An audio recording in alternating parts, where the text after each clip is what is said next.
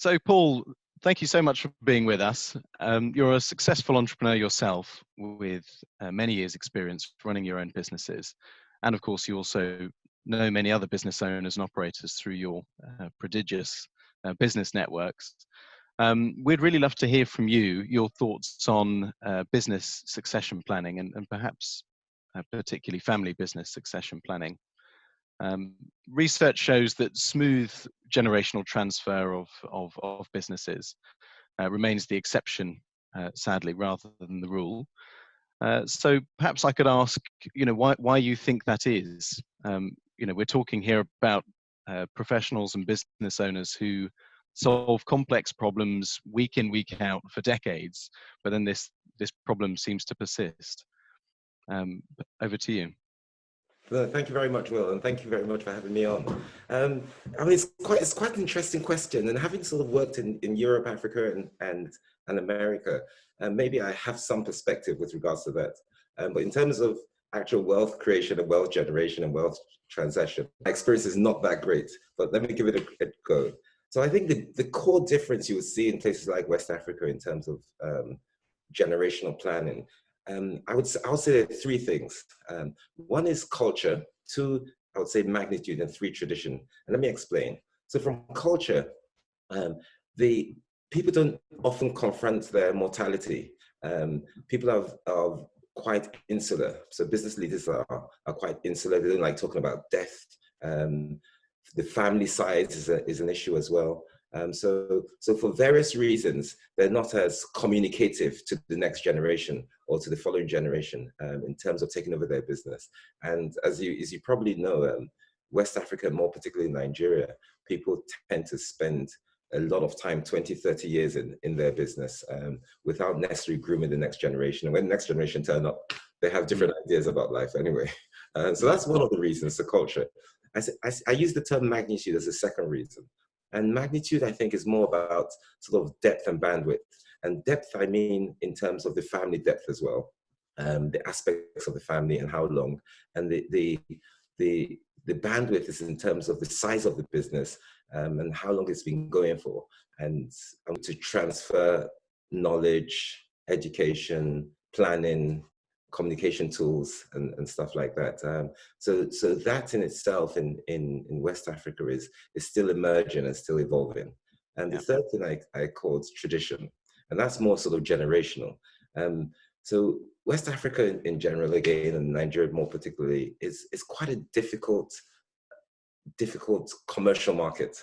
And every generation, there are different challenges. So the challenges that face one generation are not necessarily the challenges that face another generation. The market gyrations are actually quite large. It moves from negative to positive very quickly and up and down very quickly. And one would think that when you move a business from one generation to another, because of the different set of problems, the new set of people looking to take over the business don't quite grasp the same they don't quite have the same challenges to deal with. And there's not always that much interest as well in the generation changes. So different generations have had different things that they've focused on. So, I mean, West Africa is still a very emerging commercial market. And, the ways business are done are still very traditional. Thanks very much. I think that was a fascinating overview of how you see things on the succession planning front in West Africa. I'd just like to come back to something you mentioned around differences between the generations, and perhaps thinking about when you were, first coming into the business community in Nigeria, what you and perhaps some of your peers brought to the table that was different to the incumbent generation, and perhaps also looking at the next generation, those who are coming up into business now, who bring their own priorities, but their own skill set and interest to the table. Love to hear your thoughts on that. Yeah, another interesting question, Will. So let's look at the three generations. The generation that came before us, our generation, and generation after us. And I think if I could sort of think of the virtues of those three generations, and maybe that transcends into business. So the generation that came before us, I'll call my parents' generation. So they left West Africa, came into the West for an education and worked as well. What they basically had was tolerance and compliance. So they tolerated all the things around. they had a high pain, high threshold for pain, and they complied with whatever they had to comply with to survive. Our generation, slightly different, not as tolerant, but reasonably tolerant. A lot of willpower, that whole drive to shatter that glass ceiling, and the will, basically just the will to succeed. The next generation is more about, they're more exposed. I think they had the benefit of a better education than we did. They're more courageous and they're more determined. And I think those are the three main differences in terms of just the culture and the views of the generation. Having said that, you'll find that even at different times, the challenges and the opportunities that my parents' generation faced are very different from the challenges and opportunities that we face today. And I can imagine that my children will face a whole different set of challenges.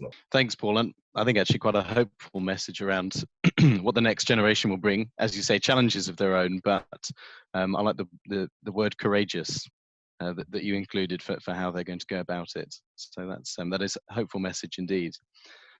There was another point I wanted to come back to. You spoke at the start around a reluctance to confront one's own mortality, and in practical terms to talk about death and what happens after our time. From your experience, does that happen in a Nigeria, West Africa context where a patriarch will pass away and it will become clear that there was no plan, no succession plan in place? And if so, what are the consequences on the business and family? What does that look like when someone passes without having put a plan in place? Thanks. Yeah, so no, thank you. And you see this very often in Nigeria and probably West Africa more generally, in that, and I think it's a deep psychological view, and maybe it's born from certain traditions. But generally, you'll find that a lot of business owners, especially the founders of the business, maybe because of the size of the family as well. And as I said earlier on, they're very insular. So people tend to want to hold everything themselves, deal with everything themselves. They feel they're a little bit less mortal than others. And just my experience meeting a lot of African billionaires, you'll find that they think they're going to be there, A, forever, and B, they know best. So they're not that willing to take on a lot of advice from the next generation. And because of that, everything sort of stays where it is. I've seen some fairly terrible situations where people have passed on and the whole thing's a mess. Sometimes there's no will. In many cases, many of them don't have advisors. There's no sort of long-term planning. There's no sort of generational communication or generational knowledge transmission. Right. Thanks, Paul. And I suppose that leads me on to asking whether there is space in that conversation that needs to happen between the generations for an independent advisor to come in and add value, to facilitate conversations, perhaps to educate either of the generations on, on the risks of not putting a plan in place and actually how they can improve their chances. Do you think there's space for an advisor in there? Oh, without a shadow of doubt. I think there are a number of things that have to be done, and I'll name three. One is effectively take on a good advice, an advisor that actually understands how to be more deliberate about your planning. So that's one. Two is seek advice and try to create a will. And three is develop those tools to communicate between generations. And I think it's very important. We're very good at educating our children. We're very good at grooming our children for some level of competence. But what we're not great at is grooming our children for the competence to manage the businesses that we run. So advice, help, and support with regards to that will very much, I think, buck this trend that we continue to see of big businesses literally not passing on and just generally dying off slowly. Yeah. And again, to take a more hopeful view, what does it look like when it goes very well? If a family is able to have those conversations and put the right structures in place and get some strong communication going between the generations, what can a positive outcome look like, do you think? Well, just pure excellence. So we've seen it in many Western businesses, Ford, Tata in India, Persia in France, in Europe. So when it does work, you see multi-generations of the same name going through. And then the culture is sustained as well. And the business has become very successful because it has the same sort of DNA. Yeah, brilliant. I'm interested. There's a concept. I think it's called transgenerational entrepreneurship. It's a bit of a mouthful, but the idea is that rather than one generation taking over a business from the next, each generation is inspired by their forebears, and then take off on their own entrepreneurial pursuits in a field that they find more interesting. You know, they may have been inspired by grandfathers or fathers or grandmother and mother's business, but go off and do their own. Nigeria is an extremely entrepreneurial environment. Do you think there is somehow more of a preference to plough one's own furrow, or are there a generation of younger business leaders who are more looking for that dynastic description? When you were giving those examples from some other businesses, which way do you see things going?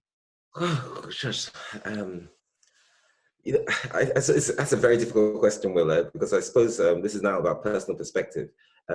So I've seen it go both ways, but I suppose there's some culture within why it goes one way or the other. A lot of families, I'll say lots of sort of West African and Nigerian families plan for their children to actually take over their business. But their businesses predominantly are based in West Africa or Nigeria. Mm-hmm. And these children go and learn a different culture. They more often than not go to the West, yes, and get an education in the West, get a whole new set of friends, and a new way of life and different tolerances. And society is built in a different way. They have different values. When they come back to Nigeria, if they come back, so in many instances, they don't want to come back. They want to sort of recreate their parents' successes in Europe or America or Asia, wherever they are. In some cases, they do come back, but find it very hard to fit into the culture because they confront a very different set of challenges. Because they confront a very different set of challenges, they sometimes struggle in that. And then they blame just the historical content of the business and try to do it on there. So that's one thing that does happen. The second thing that probably happens as well is a lot of children of extremely wealthy families, all their lives they've been talked about who their father is or who their mother is, and they want their own identity, and they want to pursue something that's slightly different and try to be as successful, even though they want to use the funds or the financial strength from the family. So you know, I spoke about courage and determination and exposure of the next generation, and those are the virtues that make them think that way. And there's no right or wrong, obviously. There's no right or wrong. Pursue your passion. You have a much higher chance of success than pursuing something you don't like. And so one of the things I would implore people to do generally is it's so important to develop those tools to communicate between generations and be very deliberate about it. So the next generation sort of understand the business, understand the challenges, are carried along, but also understand the link to society. You know, begin to understand the business environment, make friends as well, back what we call at home, and try to create that connection. So when they do come back, whatever choice they make should be the right choice, because it'll enable them to pursue their dreams, their passion, and apply their knowledge and exposure in the right way. Yeah. Thanks, Paul. And I think you talked there about having this network of friends and support back home for those who do come back to their home country and pursue a career there. You have been very involved in YPO, Young Presidents Organization. I hope I've got that right. Yeah. Since it's set up in West Africa and Nigeria. Having attended one of their events myself, I got a sense that it provided some of that support. You know, it's a business network among peers, typically for people who have that level of international exposure but come back and are now trying to fit those two pieces of the puzzle together. What do you think an organization like YPO offers for its members, and can it help in the area of succession planning, do you think? Oh, without a doubt. So YPO, the first thing YPO offers, it offers you an experience that you're unlikely to get anywhere else, and it's one of the mottos of YPO. They call it owning YPO. So it enables you to explore your boundaries, to play in a safe environment, be courageous, do things you've never done before, speak to people you've never spoken to before, and just stretch your imagination. So that's the whole essence of YPO. The other thing that the YPO gives as a platform is like minds. So many people cash rich, time poor, but very like minds, and no judgment, non-judgmental. So the environment is extremely safe, and you're open to speak about your challenges, your problems, your joys, your graces, your successes, and people will continue to share. So you learn from other people's experiences. The second thing that YPO does bring is the community spirit. So you tend to meet a lot of people in different sectors and with different backgrounds and different businesses. And that helps you it's almost like a crash course in surviving in Nigeria. And YPO, as you know, is global. So almost every city in the world, every big city in the world has a strong YPO contingent. So as you move between cities to do your business, whether in Nigeria or in West Africa or Africa or Europe or the rest of the world, you tend to meet people who trust you from day one and will share experiences.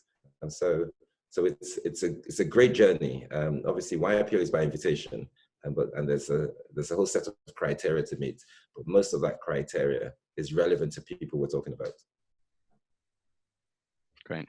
Paul, thanks so much for being so generous with your time and for sharing your insights from business and on the theme of succession planning.